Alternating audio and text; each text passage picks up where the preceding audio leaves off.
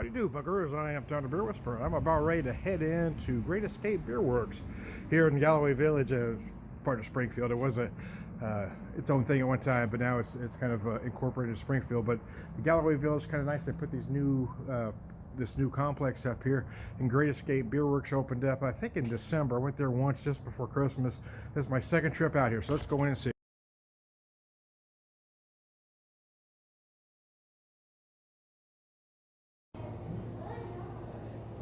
Cheers, I do, buckaroos. I'm Tom the Beer Whisperer. I am at Great Escape Beer Works. Decided to get out. It's been a cold weekend here in the Ozarks. Yesterday, Friday was rough. Saturday we just hibernated, and my wife had to get out to get something, so she dropped me off here at Great Escape, a relatively new brewery here in Springfield, Mo. So they didn't have this last time I was out here, so I decided to start with the Prayer Flag Rye IPA, 6.6%, 55 IBUs. I gotta tell you, this thing is beautiful. It's one of the best rye IPAs I've ever had, and I'm a fan of the style. The nose, you get a mix of that rye spice along with some mixed citrus, and then when you drink, the flavors are awesome. What's great about this beer, for me anyway, is the texture. It's just amazing. It's got a perfect texture, perfect mouthfeel for a rye IPA.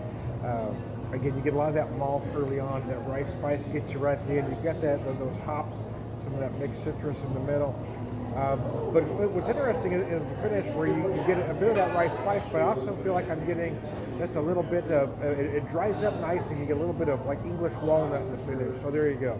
I'm going to be back with a couple more beers. I just want to do a brief, and we'll be back at Great Escape Beer Works here in Momo.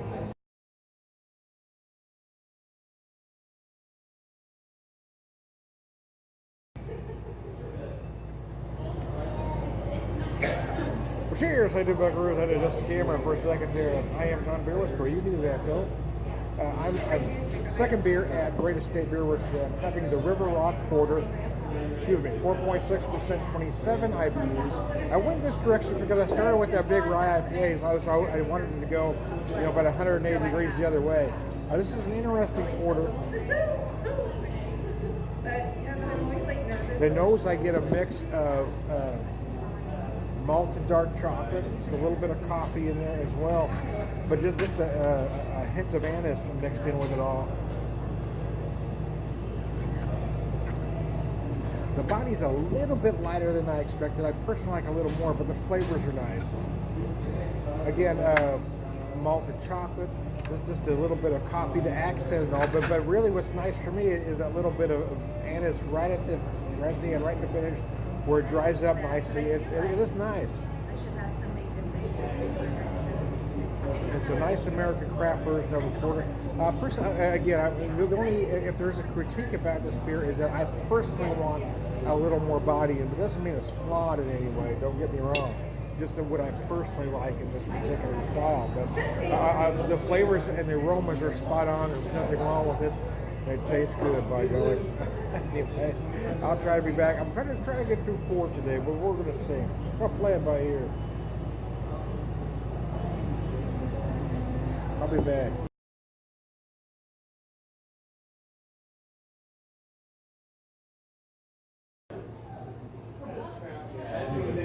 Well, cheers, how you do, buckaroos? How the heck are you? I'm on beer number 3. I was talking with Jimmy here about the different beers they have and how close to the traditional style they stay to all their beers. I started with the Prayer Flag Rye IPA, and then I went a different direction with the River Rock Porter, and then I went with a Sassenach Scotch Ale, 7%, 33 IBUs, and again, every time they're style, I'm being photobombed over here behind me. All their styles, they stay pretty close to style. So what you expect from a Scotch ale, the nose is very malty. It's a little bit sweet and a little smoky.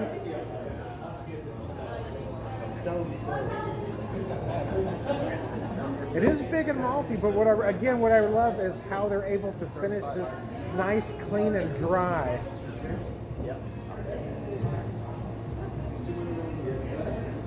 A lot of big malt, just a hint of brown sugar, a molasses, like a dark brown sugar, a little bit of that molasses, and again, a little bit like that porters. I get just a little bit of anise poking through right at the end. So anyway, there you go.